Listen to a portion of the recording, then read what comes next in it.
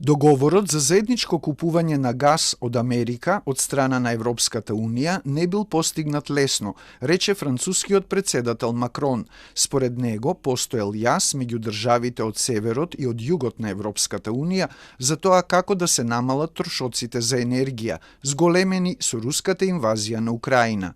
Donc on a aujourd'hui un problème de prix qui est lié à quoi? À notre dépendance et à une spéculation de marché en même temps qu'une tension. Et tout notre travail a été de concilier ces deux objectifs. Nous avons à cet égard défini plusieurs instruments. On s'est mis en situation d'abord d'avoir une politique commune de stockage pour l'hiver prochain, en définissant justement les voies et moyens de concilier ces intérêts. On a ensuite donné mandat à la Commission de pouvoir justement utiliser plusieurs instruments de régulation et de marché, en particulier des instruments de plafond de prix, parmi plusieurs autres. Mais je veux ici vous dire quels sont, à mes yeux, les éléments les plus structurants que nous avons décidés.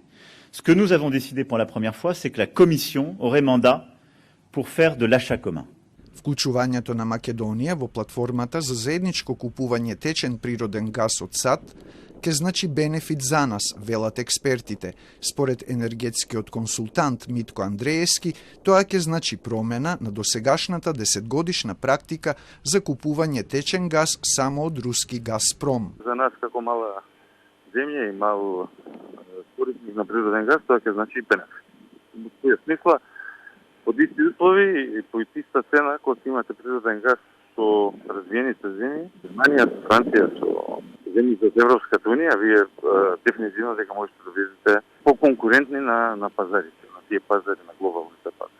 Набавката преку заедничка енергетска политика на Европската Унија ќе биде корисна за државата, вели Андреевски. Во однос на цената треба да се направи анализа на 10-годишната цена која што сме ја добивале до сега. При една заедничка енергетска политика на Европската Унија ние ќе имаме поприфатлива цена во просек иста како другите земји од Европската комисија. Пред се за нас е добро да влеземе во една таква платформа и во еден таков проект. Останува исто дека ние ќе имаме можност да купуваме и од Газпром, и од други алтернативни извори на доаѓање со природен газ. Учеството на земјава во платформата за заедничка набавка на течен газ од САД ќе значи делумно ослободување од рускиот газ и стабилизирање на глобалниот енергетски пазар додека трае војната во Украина, велат во соопштение од Генералниот секретаријат на владата. Платформата за заедничко купување течен газ од Америка е дел од вчерашните заклучоци на Европскиот совет во Брисел, донесени по состанокот на лидерите на Европската Унија со американскиот председател Бајден како одговор на воената агресија на Русија врз Украина. Договорената испорака од 15 милиарди кубни метри течен природен газ од САД до крајот на годината покриваат само 7,7% од вкупниот годишен увоз од Русија. Најавено е дека во наредните години тие количини треба да се зголемат до околу 50 милиарди кубни метри, па Европа ќе мора да набавува газ и од алтернативни извори. Според Андреевски, сега е јасно зошто е добро вклучувањето на Македонија во регионалниот проект Александропулос, кој треба да почне со работа во 2023-2024 година.